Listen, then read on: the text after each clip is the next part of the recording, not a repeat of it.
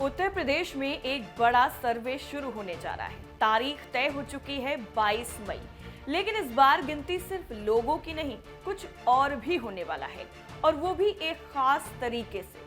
लेकिन दिलचस्प बात यह है कि हर चीज को शामिल नहीं किया जाएगा। जहां कार और जीप जैसी गाड़ियां दर्ज होंगी, वहीं कुछ ऐसे गाड़ियां भी हैं जो इस बार लिस्ट से बिल्कुल बाहर रहेंगी।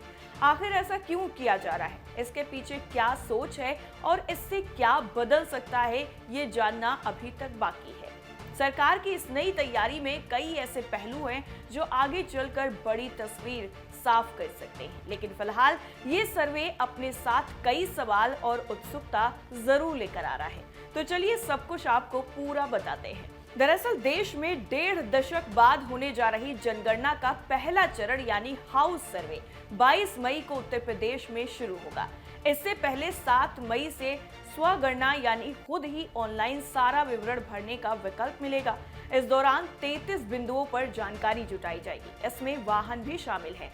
सुविधाओं और परिसंपत्तियों की इस गिनती में कार, जीप और वैन तो शामिल हैं ही, लेकिन ट्रैक्टर, ई रिक्शा जैसे वाहन इस कॉलम में नहीं भरे जाएंगे।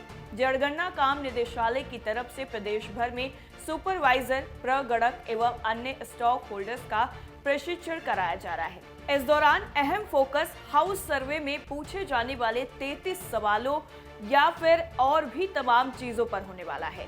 प्रगणकों को यह भी बताया जा रहा है कि क्या जानकारी नहीं भरनी है, यानी मसलन सवाल नंबर 31 में कार, जीप, वैन, इसके अलावा बाकी वाहनों की जानकारी जुटाई जानी है। इसमें साफ तौर पर यह बताया गया है कि ट्रैक्टर, ई रिक्शा, ऑटो जैसे वाहनों की इसमें गणना नहीं होगी।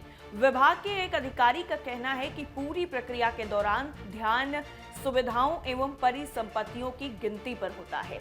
ट्रैक्टर कृषि कार्य का आवश्यक अंग है, ये सुविधा या एसेट नहीं है। किराए पर है तो कहीं और घर है क्या? इसके साथ ही आपको बता दें कि 2011 की जनगणना के दौरान आमतौर पर यह पूछा जाता था कि आप जिस घर में रह रहे हैं वो किराए का है, अपना है या किसी अन्य माध्यम से यहाँ रह रहे हैं। इस पर यह भी जानकारी जुटाई जाएगी कि अगर आपका किराए पर घर है तो कहीं आपका आवास और भी है क्या?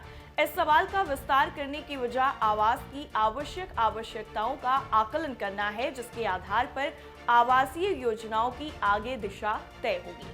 फरवरी में होने वाली जनगणना में यूं तो हर निवासी की जाति गिनी जाने वाली थी, लेकिन हाउस सर्वे के दौरान भी परिवार का मुखिया SC, ST या अन्य जाति का है, इसका विवरण भी जुटाया जाएगा। इसमें SC और ST के लिए अलग अलग कॉलम होंगे, बाकी की गिनती अन्य में होगी।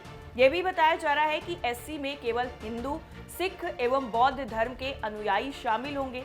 ST में अन्य की भी गणना हो सकती है। जनगणना ड्यूटी ने उड़ाई शिक्षा विभाग की नींद। वहीं दूसरी तरफ जनगणना ड्यूटी ने शिक्षा विभाग की मुश्किलें भी बढ़ा दी हैं।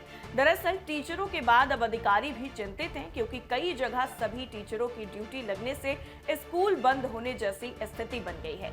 जनगणना का पहला चरण 22 मई से शुरू होना है और उससे पहले जिलों में प्रशिक्षण चल रहा है।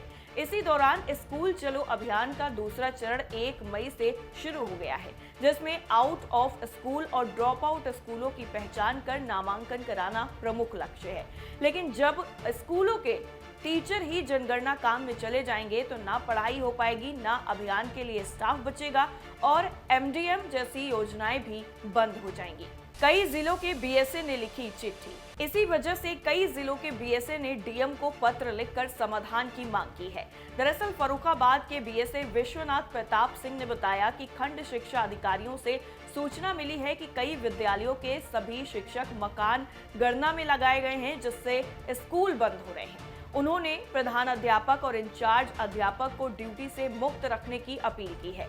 बरेली की BSA विनीता ने भी कहा है कि सभी शिक्षकों की ड्यूटी लगने से पढ़ाई, MDM और नए दाखिले रुक जाएंगे, इसलिए हेडमास्टर और इंचार्ज को मुक्त रखा जाए। उन्नाव के BSA शैलेश कुमार पांडे ने भी साथ ही ये आग्रह भी किया है कि शिक्षकों की ड्यूटी स्कूल के नजदीकी क्षेत्रों में ही लगाई जाए, न्याय पंचायत से बाहर ना भेजा जाए। जनता को समझाने पर जोर क्यों? दरअसल पिछली जनगणनाओं के अनुभव को देखते हुए प्रशिक्षण में संवाद बेहतर करने और जनता को समझाकर जानकारी प्राप्त करने पर विशेष ध्यान दिया जा रहा है। सवालों की प्रकृति को देखते हुए बहुत बार लोग जानकारी देने से मना कर देते हैं। इस स्थिति का सामना कैसे करना है, इसके लिए लाइव डेमो भी करवाए जा रहे हैं। उत्तरदाताओं को आश्वस्त किया जाएगा कि इस जानकारी का इस्तेमाल केवल आंकड़े जुटाने के लिए ही किया जा रहा है, ना कि किसी अन्य प्रयोजन के लिए। यानी लोगों के अंदर ये जो डर बैठा रहता है कि अगर हम जानकारी प्रॉपर सही तरीके से देंगे तो उसका इस्तेमाल कहीं गलत ना हो, इस डर को खत्म करने के लिए भी इस बार सरकार कदम उठा रही है। कैसी लगी आपको हमारी ये खबर, हमें कमेंट करके जरूर बताइए। फिलहाल के लिए इतना ही, नमस्कार।